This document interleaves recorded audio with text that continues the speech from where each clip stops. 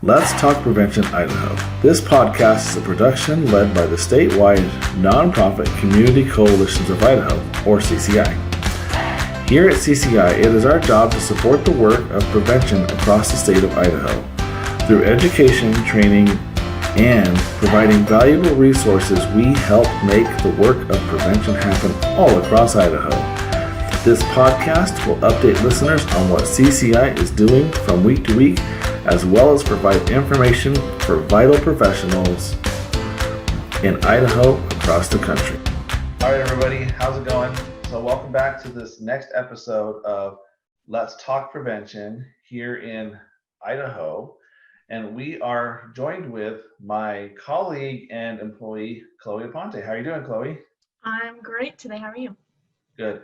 So Chloe and I both finished this whirlwind thing. And if any of you guys else are CADCA members, you all did the very first ever virtual mid-year. And we finished a week of virtual training, which I think we're all a little fried on the video conference stuff, but we survived. And I found an amazing training to even start this podcast for Idaho Prevention. And talking to Chloe, she came up with some amazing trainings that she went to too. And I actually sat through one of them, didn't know that we were both in the same training. But that's what happens when you're virtual. Yeah. Training with somebody you don't even know. So this training, what was, you probably remember the title better than I do, Chloe. What was the title of this training? Yeah, so this mid-year training was called Pride in Prevention, Raising Community Awareness About LGBTQ Youth Substance Abuse.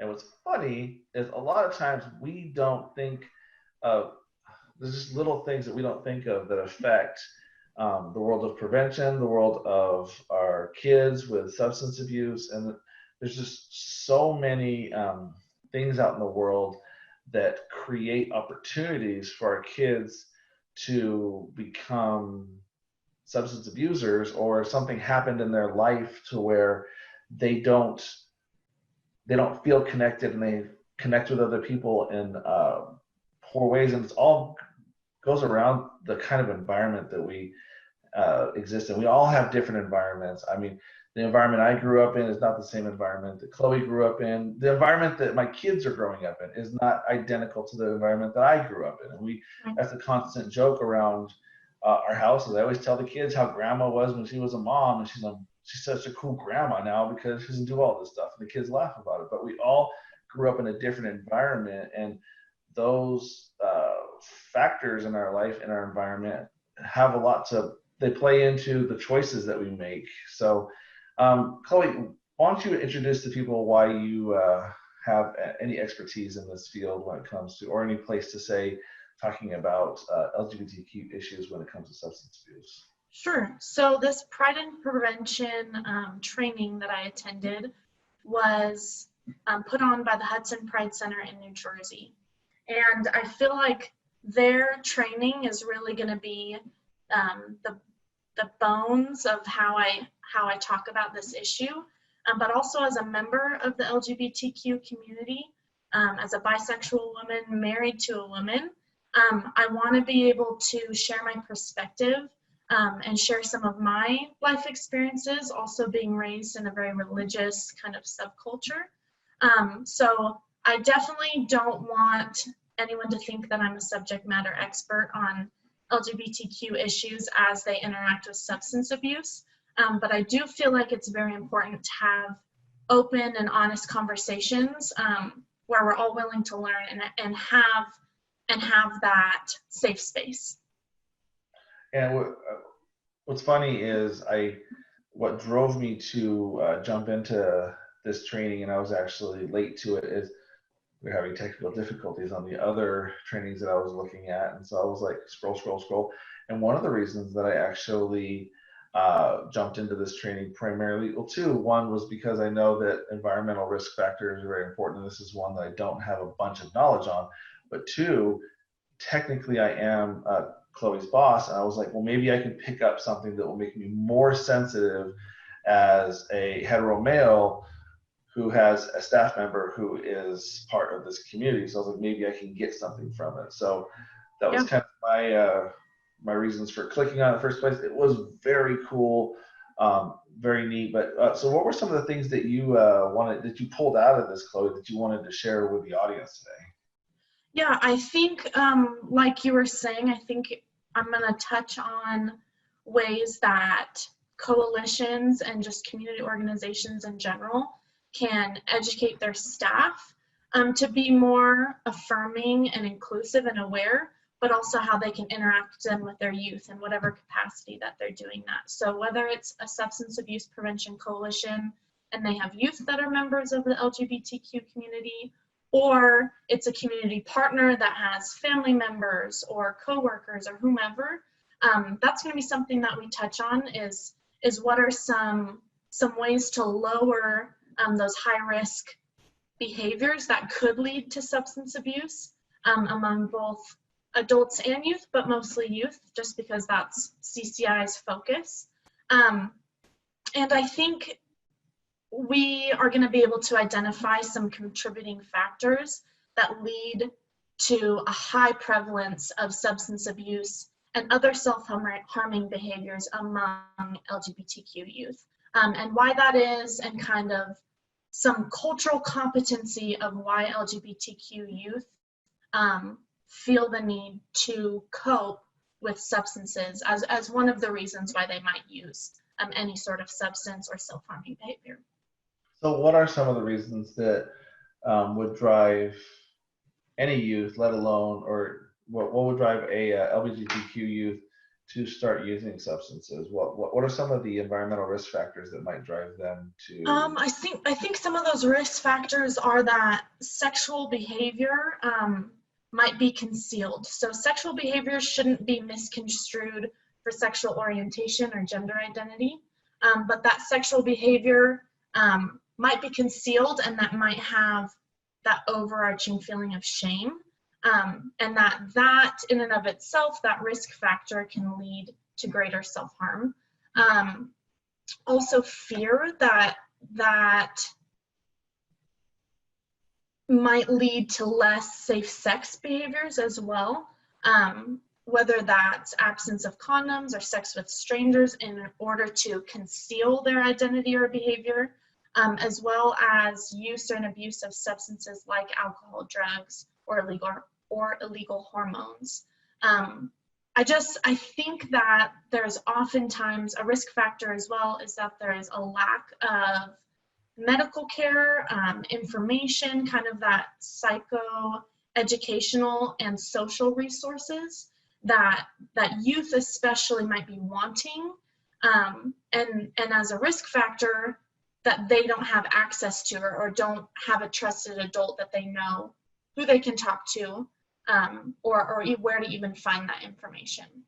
Well, even now in this, we're going to date this podcast, but in the world of COVID right now, a lot of our youth, my wife being a high school teacher, they really rely on those adults at school that are kind of their safe space if they don't feel like they have that at home, or they haven't tested those waters yet, because that can be very scary for a youth to share with their family anything that's going on in their life that might be seen as taboo or controversial.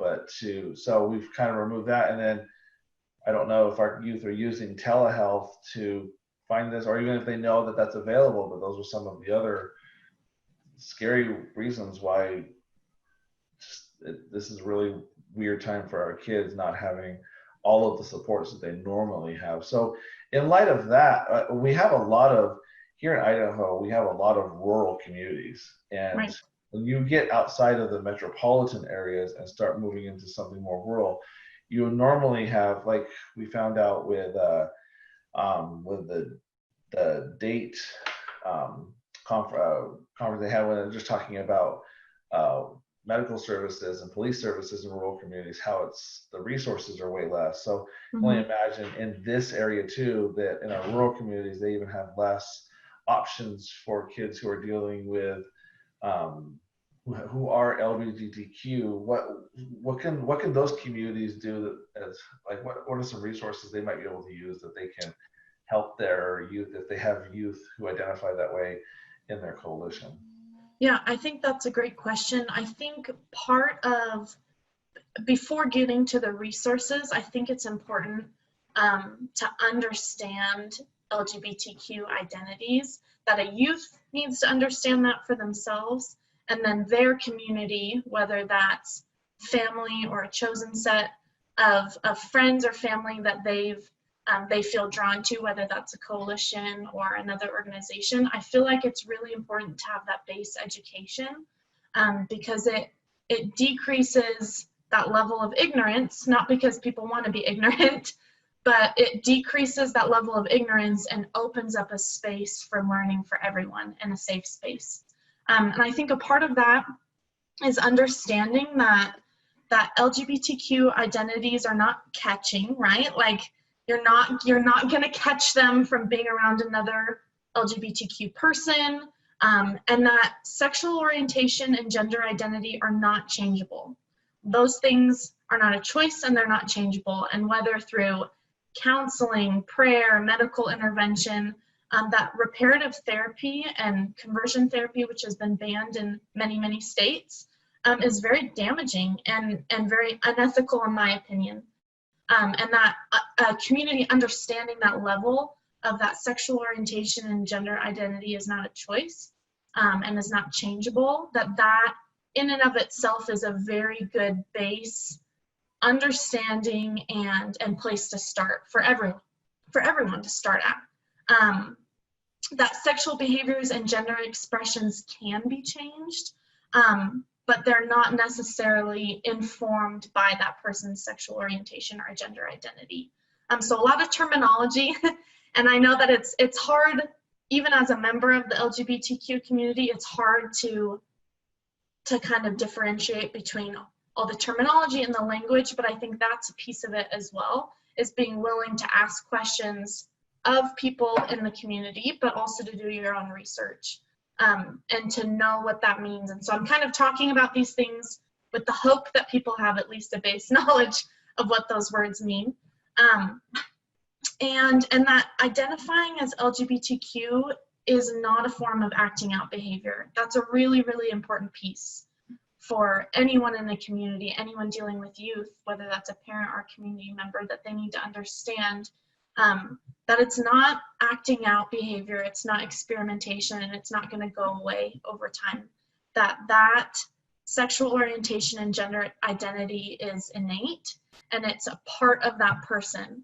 And no amount of trying to get rid of it or change it is going to be helpful. That it's going to push those risk factors to a level that could lead to self-harm and could lead to then that substance abuse, and in many cases suicide as well.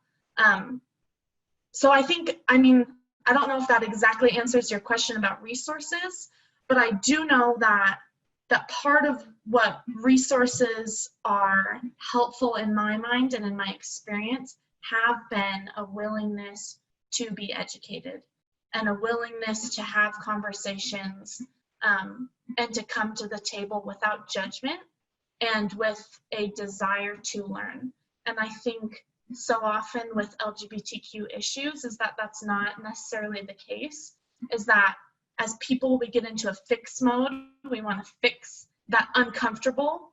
And for youth that are experiencing new information in their world and realizing what their sexual orientation and or gender identity is, that they need time, just as adults who might not be a part of the community and care about that person, just as that adult also needs time. And that those paths could look very different and those resources could look very different based on so many other factors as well. And some of those resources I know we had talked about, we're gonna include for our listeners so that there's a place that you can go and ask questions to people that are kind of those subject matter experts, but that you can also pass on that information to other people that might be seeking that as well. Yeah, so if you are listening to this on your favorite podcast device and you are not looking at a screen, do know you can go back to the episode, and in the description we will have links to resources, to everything that we're referencing, and the things that we learned in this training. And really, the reason that we took the time, basically almost a full week for you and almost a full week for me, was sitting through CADCA trainings, was to take this information and regurgitate it back out for our Idaho prevention coalitions, because that is our reason for existing here in Idaho. Is we're here to support the prevention coalitions in the state of Idaho. So we felt like, because we both sat through this training, and this is something that is not widely talked about. I think there was only one training the whole week that was referenced this kind of stuff, maybe two. Did I see a number? Yeah, I think there were maybe 2 that I saw, and I only attended this first one.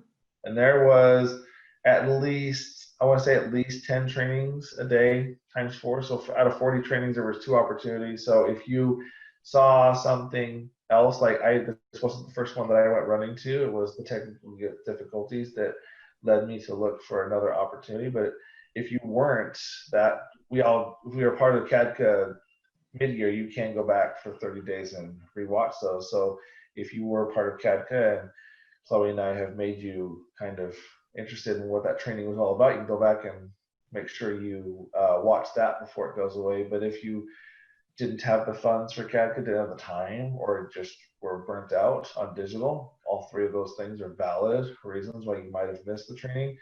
Yeah. Goal is to bring someone with some type of relevance, because me talking about this training, you would get something out of it, but you wouldn't get anything out of it like you would having Chloe share with us her insights coming from this community on this issue. And one of the things that stood out to me and reminded me of something that I tell my kids all the time, and not just my personal children, but youth that I've worked with in the past, is when you're building the community, your support community, to put appropriate labels on people. Because so many times we call people friends who really don't have anything positive to provide to our life. They're more acquaintances, people that we run into, people that we know. And I think Facebook has ruined this for us, because we have all these people on Facebook that we're friends with, but we don't know them. Most of them we've probably digitally met.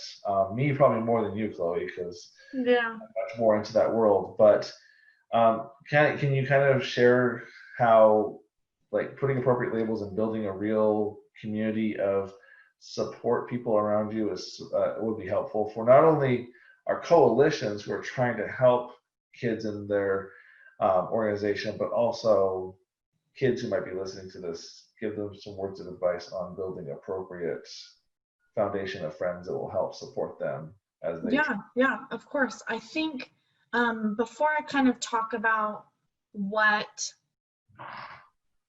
can be done, some education strategies, I do want to touch on some of the data that the Hudson Pride Center shared in talking about mental health and substance use, and maybe the why, so that we can then understand the why first, to then be able to move in how do we address that. And so I'm looking at some of my notes. That's what I'm doing over here. But when we talk about mental health as it pertains to LGBTQ youth, there are higher rates of depression, anxiety, and PTSD than people in the mainstream US population, and that eating disorders with gay males is as high as straight females. So that's just some things to be aware of as we talk about mental health and how that informs substance use as well. That there's 4 times prevalence of substance abuse among LGBTQ individuals than with the mainstream US population. And there are several reasons for that. One of them is that there's targeted marketing of alcohol products in LGBTQ media, combined with that tradition of LGBTQ bars being the center of social activities. That's just the way that marketing has decided to incorporate that into our media.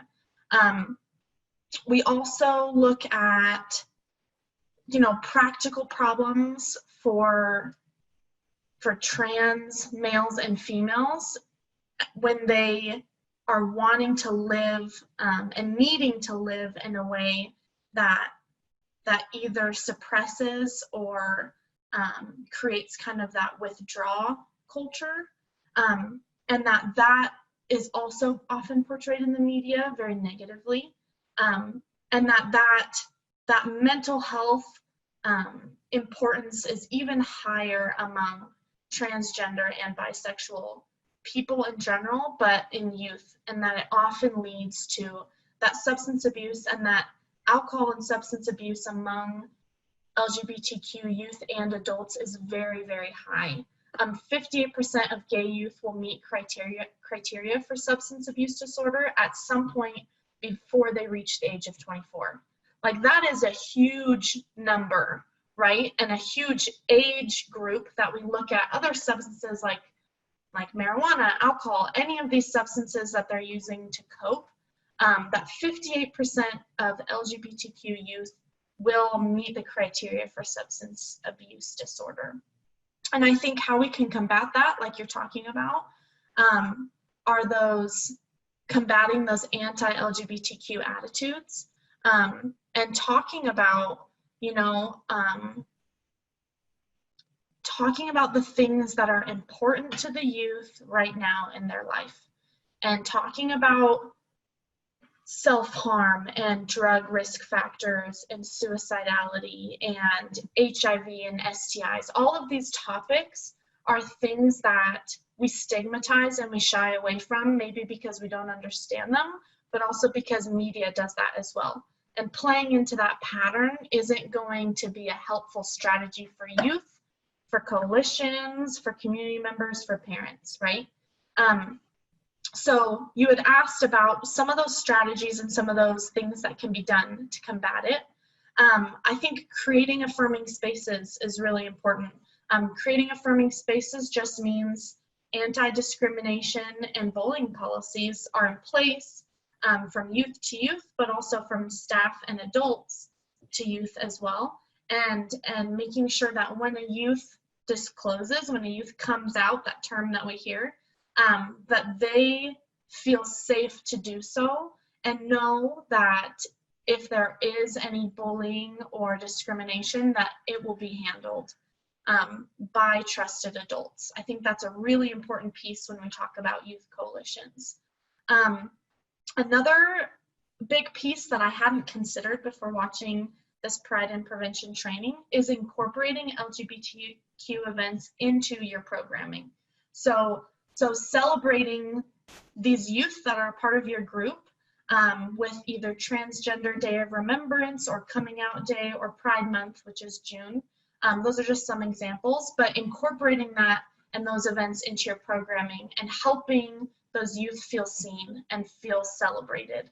And I know for me, coming from a very religious subculture, is that there is a lot of hesitancy to come out because of you not feeling like you will be celebrated, that you will not be treated the same way as someone who doesn't belong to the LGBTQ community, that somehow your choice will impact your ability to have a family or to be successful or to inspire other people and to move up in a job. Like, all of these things are things that I had thought about and that adults in my life also expressed as concerns of me choosing a lifestyle, even though that's not the case, right? But me choosing to live in a way that was in alignment with my my identity and my sexual orientation, and that would be harmful in some way. And that strategy of shaming and of turning the problem onto that person is not helpful, and it increases those high-risk behaviors for youth. So I think that's a really important thing to remember as well. And that kind of ties into using respectful language.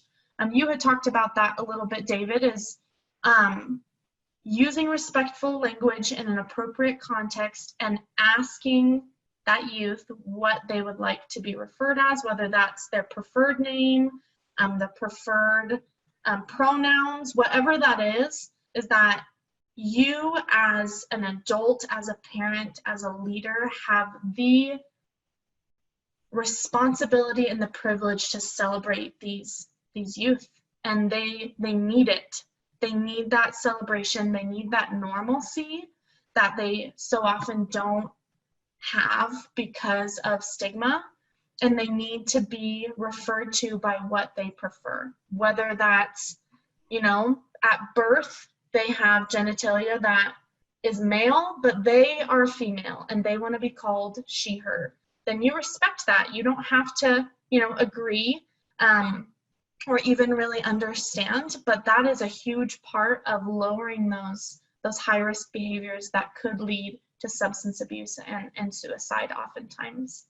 I think when we talk about youth coalitions, developing and maintaining relationships with other youth and adult mentors that are also within the LGBTQ community would be awesome. So whether your youth coalition has other LGBTQ youth or not, it's being able to refer them to other organizations in existence where they feel heard and seen and understood, and being willing to point them in that direction.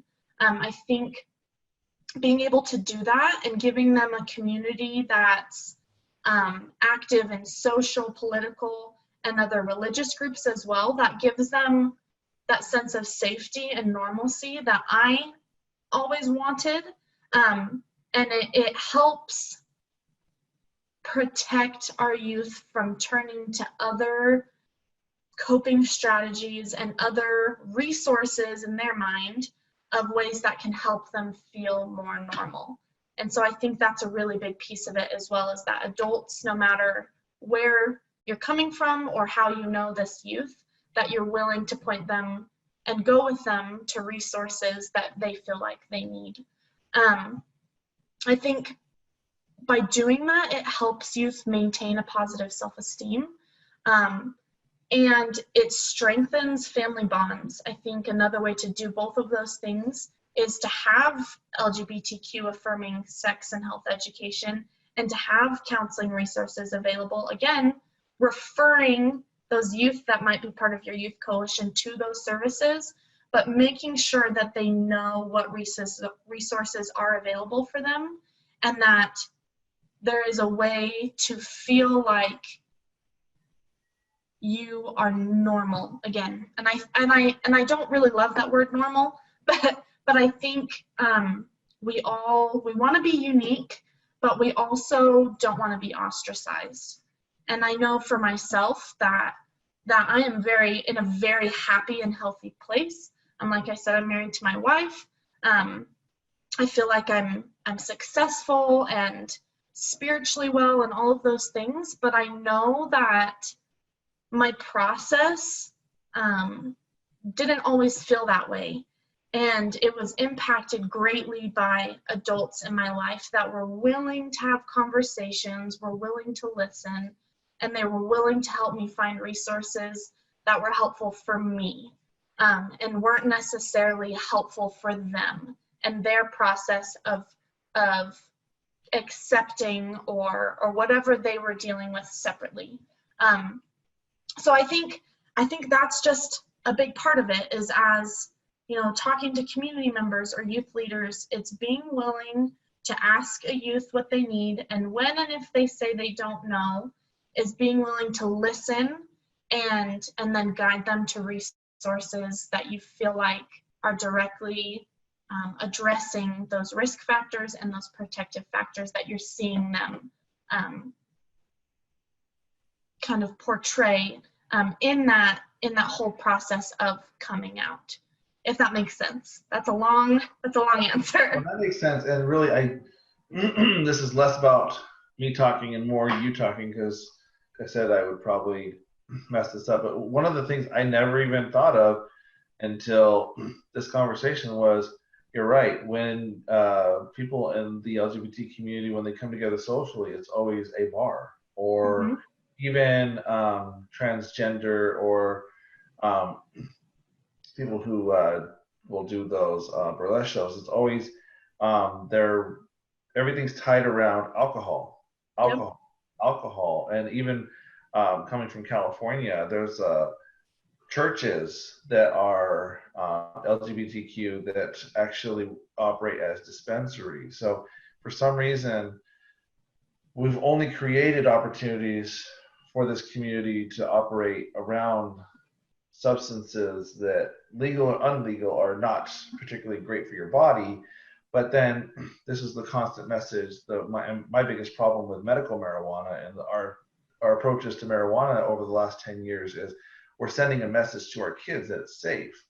So if this kid who's struggling with fitting in or coming out or just identifying with their reality, and the only places that they can do it is someplace where substances are served that are illegal for them to consume, not good for them to consume, they're not left with a whole lot of options. So maybe just sitting here listening to you thinking, like, maybe our coalitions, we could, start reaching out to them and helping them create, events or spaces where the LGBT community can come out and do something other than being tied to alcohol or substances, or maybe an opportunity for us to learn from each other in a fun environment. Because not everybody wants things to always be super serious all the time, because that's wear on us. But if there's opportunities where we can share our experiences and bring some levity, some fun, some enjoyment into it, it also helps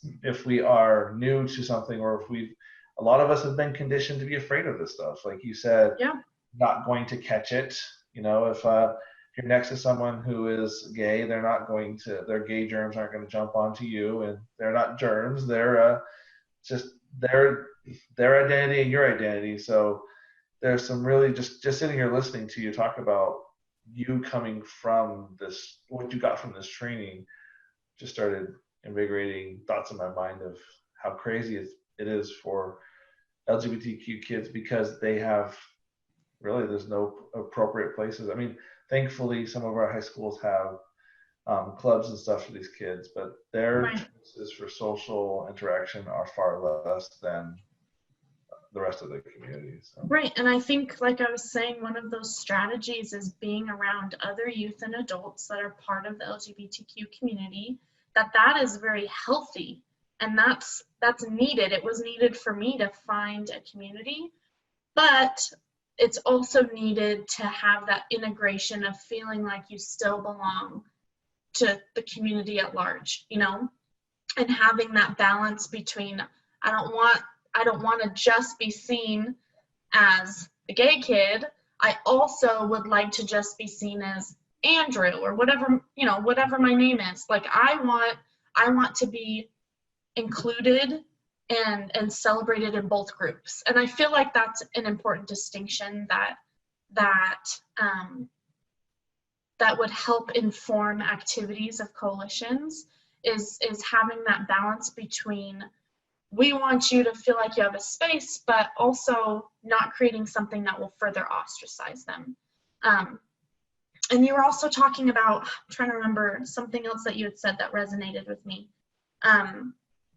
Is that I know for me personally, I had a lot of hesitancy for many reasons about coming out, but one of them being I didn't want to fall into that stigmatized and also stereotypical subculture of partying and drinking and using substances and having sexual interactions with strangers. Like that didn't appeal to me. And so that was, for me personally, was something that deterred me from feeling like I could be authentic and live my life. And that could have, in turn, pushed me more towards substances. You know what I mean? And for me, it didn't, but I know for a lot of people it does, is that not wanting to be a part of that publicly might push you towards a private substance use. It's an escape. It's a Yeah. it's a way to say the world's too dang much right now, and I'm looking. Looking for. That's why they tell you not to drink alcohol around your kids when you're stressed out and stuff. I've had a bad day, I need a beer. That's Right. a healthy way to correlate your adult use of this substance, because then every time the kid has a bad day, they think, well, you go get a beer. And Exactly. I know my family, there's not with my parents, but with some of my aunts and uncles and grandparents, alcoholism is an issue. So thankfully, I did not have that addictive personality, but it is something that we need to be mindful of, especially, something we talked about before jumping on was the lack of support from adults to help you through these things can drive you to abusing substances. So Right.